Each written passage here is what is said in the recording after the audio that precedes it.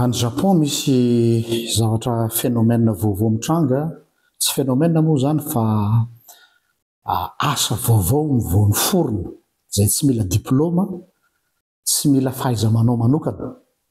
Ary tsy ho ampozinareo le izy dia tsy inona zany fa manan-karama tovolahy na tovovavy mbola tanora izay karamain'ny olona hiaraka hijery horonan-tsary amin'ny any an-tokantranony.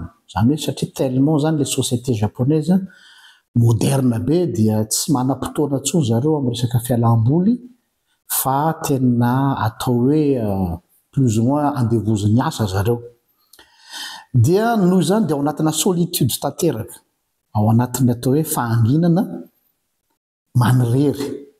Dia nisy société izay nanangana projet izay tena mandeha be mihitsy amin'izao fotoana izao ka manao commande amin'io société io izay olona te hanafatra olona anankiray hiaraka hijery film aminy ao an-trano. Zany hoe rehefa te hijery film anankiray ianao zany ao an-trano, fatria ianao rery dia manafatra olona anankiray karamaina à domicile hiaraka hijery le horonan-tsary aminao, amin'ilay olona zany.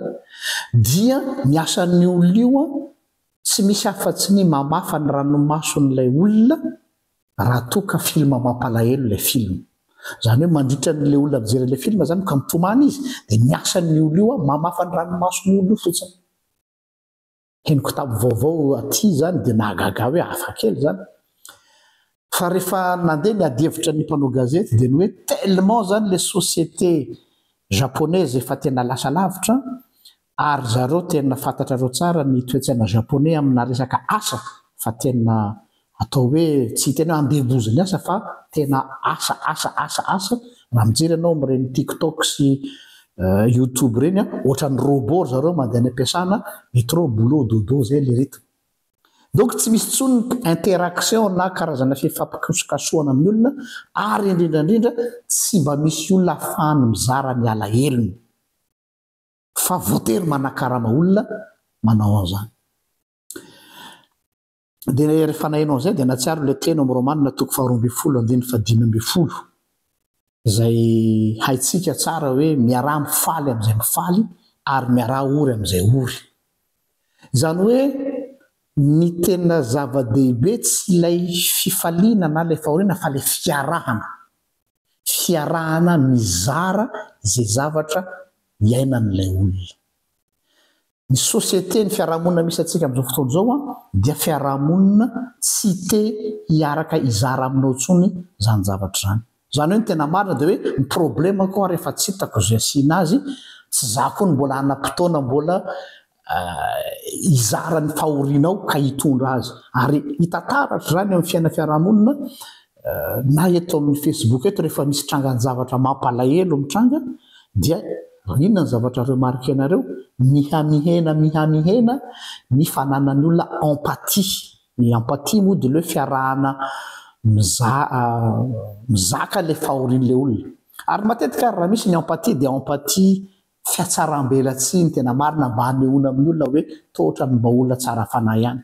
Fa ny zavatra lazain'ny Romanina toko 12:5 ity hoe miaraha ory amin'izay ory dia tena hoe ny fahorian'ilay olona dia misy reconnaissance. Ny zava-dehibe ao anatin'ilay izy tsy ilay hoe fiarahana mitomany loatra satria hitantsika zao fomba amin'ny faritra atsimo amintsika iny misy an'ilay atao hoe les pleureuses na ny mavoka saoty hozy izy ny tanosy le ohatran'ny hoe karamaina hiaraka hitomany rehefa misy fahoriana dia izay no asany eo am-piandrasam-paty eo. Donc hitanareo hoe misy cinéma fa tsy hany le tena tiana tongavana hoe miaraha mitomany amin'izay mitomany fa ny important amin'ilay izy dia hoe ny ianao reconnaître ny fahorian'ilay olona.